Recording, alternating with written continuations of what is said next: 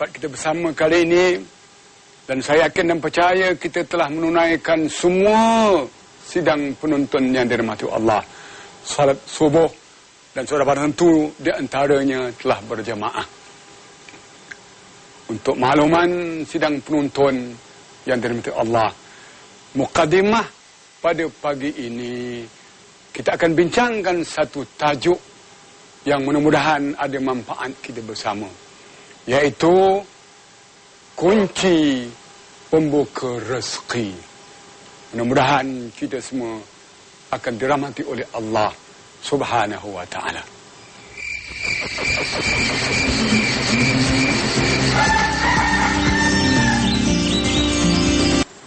Ma'asyiral muslimin wal muslimat rahimakumullah.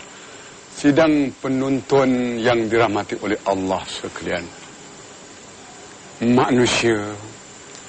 Manusia dan jin dijadikan oleh Allah Subhanahu wa ta'ala ke alam dunia ini adalah dengan tujuan untuk melakukan penghambaan, penyembahan kepadanya dan beribadah kepadanya. Sebagaimana firman Allah Subhanahu wa ta'ala dalam surah Az-Zariyat ayat 56. A'udzu billahi minasyaitonir rajim. Wa ma khalaqtul jinna wal insa illa liya'budun. Yang berarti aku tidak jadikan, tidak ciptakan, tidak wujudkan jin dan manusia itu ke alam dunia ini, melainkan ada dua tujuan dan matlamat yang cukup jelas dan terang. Yang pertama, tujuannya untuk menyembahku, yakni menyembah Allah Subhanahu wa ta'ala. Dan yang kedua, untuk melakukan ibadah kepadanya. Muslimin dan muslimat, apabila manusia itu dijadikan oleh Allah berada dalam dunia ini dengan kemewahan-kemewahan, pangkat, hartanya, kedudukannya, kuasanya, tetapi dia jauh dengan hidayah Allah Subhanahu wa ta'ala, jauh dengan petunjuk Allah, sebenarnya dia terpinggir dari kasih sayang dan rahmat Allah Subhanahu wa ta'ala. Bahkan dia jauh dengan Allah Subhanahu wa ta'ala. Sebagaimana sabda baginda Rasulullah sallallahu alaihi wasallam, man izdada ilman walam yazdad huda walam yazdad minallahi illa bu'da. Sesiapa juga bertambah ilmu pengetahuannya, dengan tambah ilmu pengetahuannya insya-Allah bertambah kekayaannya, bertambah kuasanya, bertambah pangkatnya, bertambah jawatannya. Tetapi kalau dalam masa yang sama dia tidak mendapat petunjuk Allah, dia tidak mendapat hidayah Allah, sebenarnya ia bukan dekat dengan Allah dengan kemewahan itu, tetapi ia jauh dengan Allah Subhanahu wa ta'ala. Muslimin dan muslimat sekalian, apabila manusia itu dia dekat dengan Allah melalui akidah kepercayaan yang betul ahli sunnah wal jamaah, syariah yang betul, ibadat yang banyak, akhlak yang mulia sebagaimana akhlak baginda Rasulullah sallallahu alaihi wasallam, akhlak Al-Quran, nescaya Allah dengan rahmannya, dengan rahimnya, dengan kasih sayangnya akan menganugerahkan kepada mereka itu yang pertama, rahmat yang berkekalan darinya. Yang kedua, keselamatan yang sempurna dan menyeluruh dari Allah Subhanahu wa ta'ala. Yang ketiga, keberkatan di atas umurnya, di atas hartanya, di atas istrinya, di atas kekayaannya. Yang keempat, dia akan mendapat maghfirah dan keampunan Allah Subhanahu wa ta'ala. Dan juga dia akan mendapat keredaan Allah Subhanahu wa ta'ala. Dengan itu, mudahlah ia menjalani hidup terarah, terdorong pada kebajikan. Satu cerita zaman Imam Al-Hasan Al-Basri, bila mana banyak orang mengadu kepadanya di atas kesempitan hidup, kesusahan hidup, tidak ada ketenangan dalam hidup, banyak masalah dalam keluarga, banyak masalah dalam kehidupan, maka Al-Imam Al-Hasan Basri memberikan nasihat, memberikan panduan bahawa naklah kamu banyak melakukan istighfar dan bertaubat kepada Allah Subhanahu wa ta'ala. Istighfar dan taubat itu artinya kita menumpukan diri kita beribadah kepada Allah Subhanahu wa ta'ala.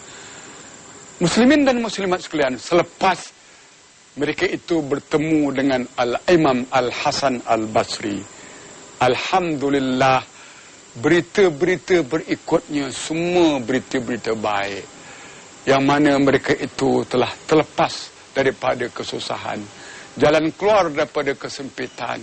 Yang dulu susah, miskin, maka sekarang alhamdulillah Allah beri rezeki secukupnya. Dulu anak-anak bermasalah, dan sekarang anak-anaknya menjadi anaknya qurrata ayun, iaitu menyegarkan mata melihat dan menyenangkan telinga mendengarkan. Ini Masya Allah, sewajarnya kita mengambil ingatan dalam perkara ini. Sebab itu sewajarnya lah kita ambil ingatan peristiwa yang berlaku di sisi Al-Imam Al-Hasan Basri, bimbingan yang dilakukan itu. Muslimin dan muslimat yang dirahmati oleh Allah Subhanahu wa ta'ala, ibadah itu artinya yaitu hal kita memperhambakan diri kita kepada Allah Subhanahu wa ta'ala, menyibukkan diri kita kepada Allah dalam bahasa at-tafarruq, dengan melakukan segala perintah-perintahnya, melakukan segala suruhan-suruhannya, ajaran-ajarannya yang terdapat di dalam kitab suci Al-Quran dan juga sunnah baginda Rasulullah sallallahu alaihi wasallam. Sama, dan juga meninggalkan segala larangan dan tegahannya. Sama ada melalui kepercayaan hati, sama ada melalui perkataan atau perbuatan, sama ada berterang-terang atau bersembunyi. Kerana muslimin dan musliman, lakukanlah apa-apa perkara, mestilah perkara itu baik dalam agama, baik untuk diri, baik untuk masyarakat, dan tidak melanggar undang-undang dan hukum Allah. Mudah-mudahan kita akan diberkati dalam kehidupan kita, keluarga, negara dan masyarakat kita. Kita berhenti sebentar dan kita akan kembali selepas. Subhanahu wa ta'ala telah berfirman dalam surah Muhammad ayat 35, A'udzu billahi minasyaitonir rajim. Ya ayyuhalladzina amanu atii'ullah wa atii'ur rasul wa la tubtilu a'malakum. Yang berarti, wahai orang-orang yang beriman, taatlah kamu kepada Allah dan taatlah kamu kepada Rasulullah, dan janganlah kamu membatalkan amalan-amalan kamu itu. Maksudnya bahawa jangan kamu batalkan, sia-siakan amalan-amalan kamu itu dengan maksiat, dosa dan kesalahan yang pada akhirnya menjauhkan diri seorang itu dari rahmat, dari kasih sayang Allah Subhanahu wa ta'ala. Banyak dalam Al-Quran menunjukkan bahawa menyibukkan diri atau menumpukan beribadah ini akan menjadi satu kunci pembuka rezeki. Sebagaimana firman Allah Subhanahu wa taala dalam surah An-Nahl ayat 97. A'udzubillahi minasyaitonir rajim. Man 'amila salihan min dzakarin aw unsa wa huwa mu'minun falanuhyiyannahu hayatan thayyibah wa lanajziyannahum ajrahum bima kanu yaksibun.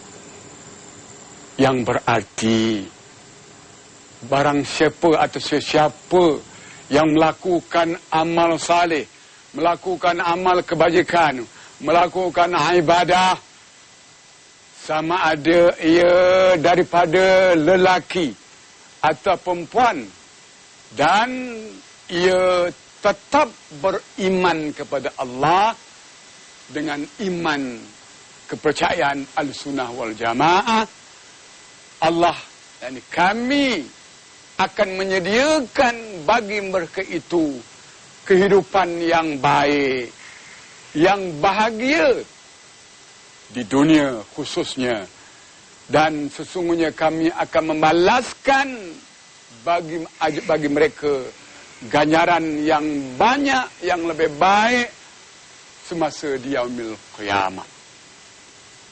Jelaslah surah An-Nahl ayat yang saya bacakan tadi. Orang yang menyibuk atau yang menumpukan ibadahnya kepada Allah selepas mencari kehidupan dunia untuk nafkah yang halal, untuk keluarga, untuk masyarakat, ada peruntukan masa untuk mengabdikan diri kepada Allah dengan ibadah yang berbagai. Allah janjikan, janji Allah tak pernah mungkir.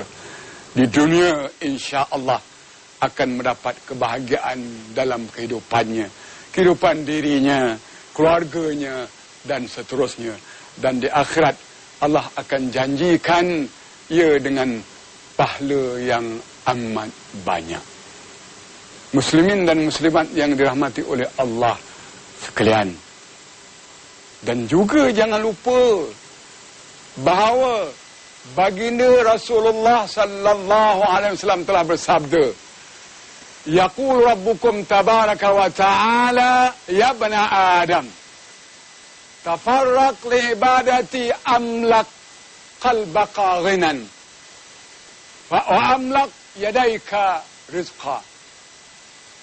Ya bani Adam, la taba'an minni amlak qablaka faqran wa amlak yadayka syughla. Yang berarti Allah Subhanahu wa taala telah berfirman, naklah kamu menumpukan waktu dan masa untuk melakukan ibadah kepada Allah, menyibukkan diri beribadah kepada Allah, kepadaku, ini kepada Allah. Nescaya aku akan beri kepada hatinya kaya. Allahu Akbar, Allahu Akbar walillahil hamd.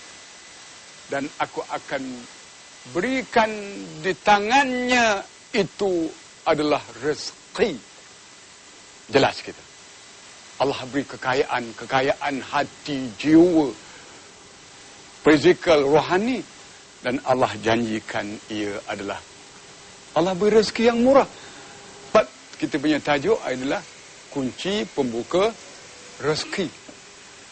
Dan ada sini seterusnya, janganlah kamu menjauhkan diri dariku.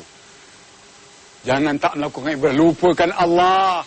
Dengan pangkat kadang-kadang lupa dengan Allah. Dengan bekerja lupakan Allah. Dengan kemewahan lupakan Allah. Dengan hiburan lupakan Allah. Dan sebagainya. Kalau itu berlaku, yakni dengan arti kamu lupakan Allah, bahawa Allah akan cempakkan dalam hati kamu kefakiran dan kesusahan. Dan Allah berikan kepada kamu sibuk saja.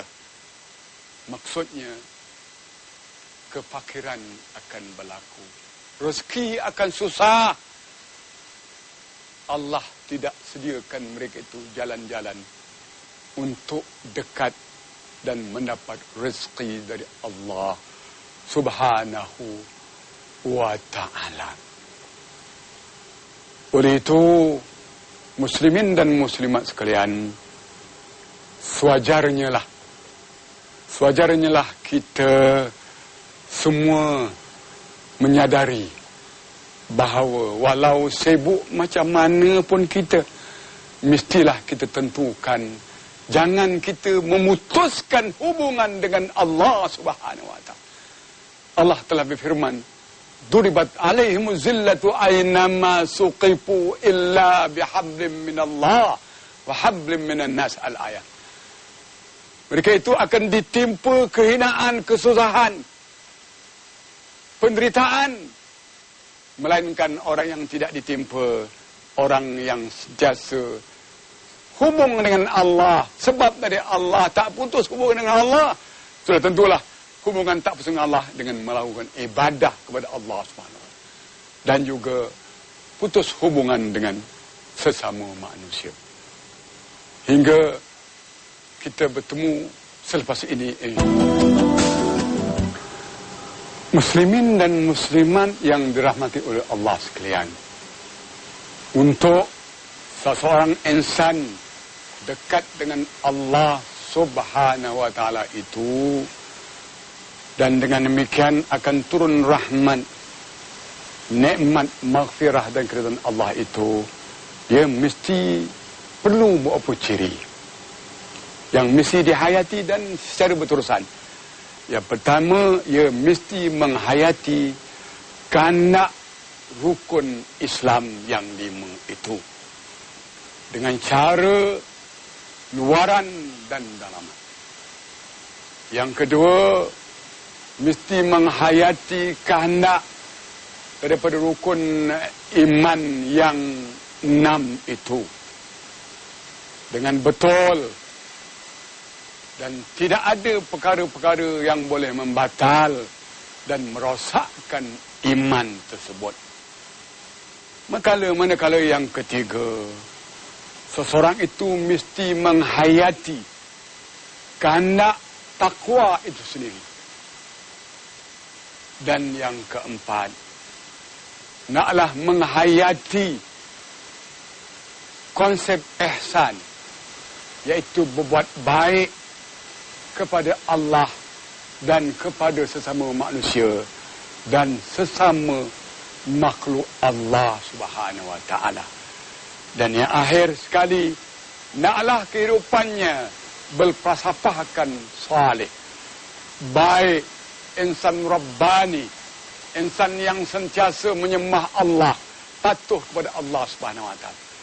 Kalau ini berada pada diri seseorang, insya-Allah rahmat Allah, berkat Allah akan turun tidak putus-putus.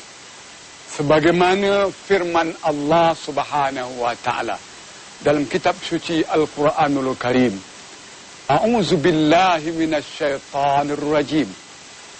Walau anna ahlal qura amanu wattaqaw lafatahna 'alaihim barakatin minas sama'i wal ard walakin kazzabu fa akhadnahum bima kanu yaksibun.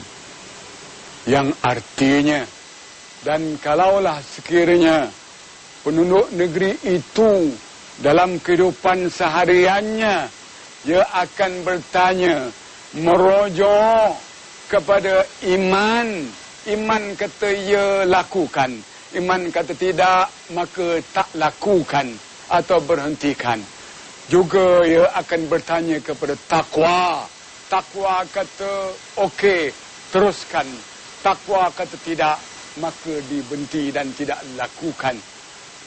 Maka kalau itu ada, nescaya kami dalam ini Allah membukakan bagi mereka itu barakat, keberkatan, sebab-sebab yang boleh mendatangkan keberkatan, kerahmatan Allah, nikmat Allah, kasih sayang dari langit dan dari bumi. Allahu Akbar. Bukan hanya dari langit, dari bumi datang untuk menghadiahkan insan istimewa yang mempunyai 2 ciri asas, iaitu iman dan bertakwa tadi. Allahu Akbar. Bila Allah dah buka, maka tidak siapa yang boleh menutupnya.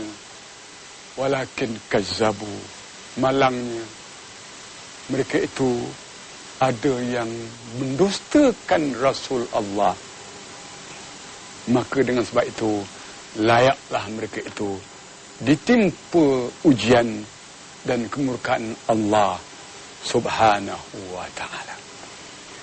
Juga dalam satu ayat dalam surah Rum, Allah telah berfirman, Zaharal fasadu fil barri wal bahri bima kasabat aydin nas yuziqahum ba'dal ladzi ya'milu la'allahum yarji'un.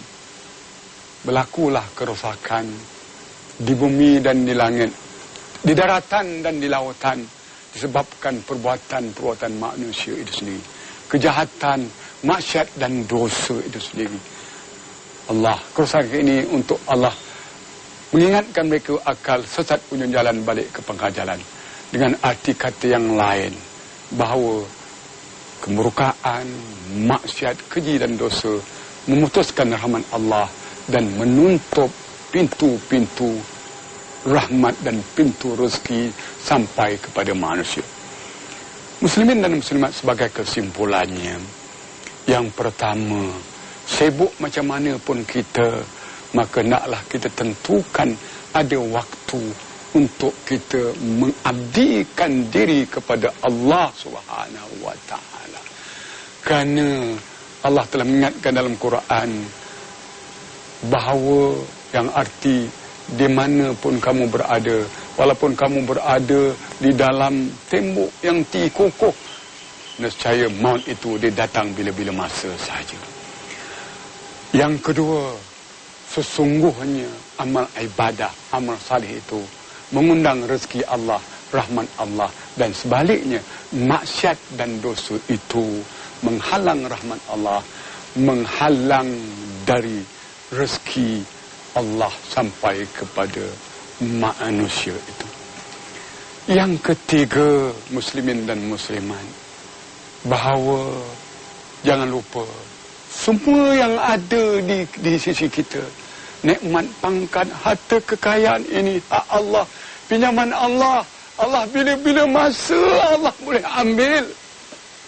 Sebab itu sebelum Allah ambil, pastikan bahawa kita telah menunaikan tanggungjawab kepada Allah Subhanahu wa ta'ala. Saya menyeru kepada diri saya dan kepada keluarga serta sidang pendengar yang dirahmati Allah dan penonton, sama-samalah kita jangan lupa Allah, jangan lalai Allah, dan akhirnya jaga diri, jaga kesihatan, jaga agama, iman dan takwa, jaga bangsa, jaga ummah, jaga negara, dan jaga nikmat Allah Subhanahu wa ta'ala. Dan bersyukurlah kita. Dan sehingga kita bertemu di siaran yang akan datang. Wabillahi taufiq wal hidayah. Wassalamualaikum warahmatullahi wabarakatuh. Terima kasih.